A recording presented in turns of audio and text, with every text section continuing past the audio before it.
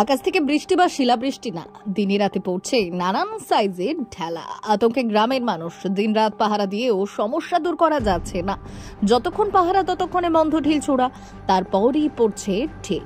ঘটনাটি ঘটেছে বাঁকুড়ার ছাতনা ব্লকের মেতাল গ্রামে। দিন হোক বা রাত, হঠাৎ হঠাৎ বাড়ির ছাদে ধূপধাপ করে পড়ছে ছোট বড় নানান সাইজের ঢেলা। ক্ষতিগ্রস্ত হয়েছে একাধিক টালি ও অ্যাসবেস্টর বাড়ির ছাদ। তাই গ্রামের মানুষজন নিজেরা দিন রাত পাহারা দিয়েও বন্ধ করতে পারছেন না ঢেলা ছোড়া। বিষয়টি নিয়ে থানায় জানানো হলেও লাভ হয়নি কিছুই। এখন আতঙ্কের মধ্যে দিন কাটাচ্ছে গ্রামবাসীরা।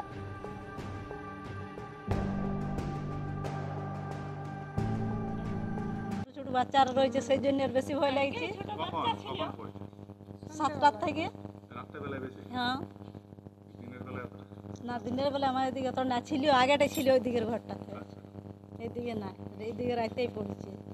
সারাদিন রাত সবসময় ভয়ে আছে, সবসময় বাচ্চা মেয়ে। রাত হলে খুব ভয়, বাইরে বেরোনো যাচ্ছে না। বাচ্চা ছেলে মেয়ে আছে, ছেলে মেয়ে সবসময় আমাদের তো বাইরে যেতে হয়, কিন্তু বাইরে বেরোনো যাচ্ছে না, খুব ভয় আছে সব দিক থেকে। দিনের বেলাতেও ভয়, রাতেও ভয়।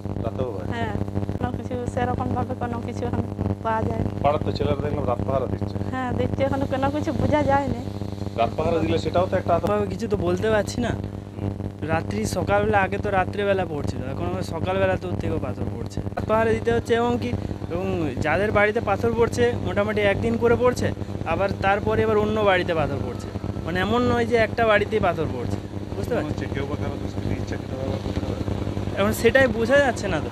রাত্রেবেলাতে আমরা নিজেরাই দেখছি এখানে ওখানে, কিন্তু কোনো কিছু খুঁজে পাচ্ছি না। সবাই ভয়, কেউ রাত্রেবেলায় বাইরে বসে থাকতে পারছে না, বাইরে আড্ডা দিতে পারছে না, সবাই বাড়ি। Bureau report, Rangamati express.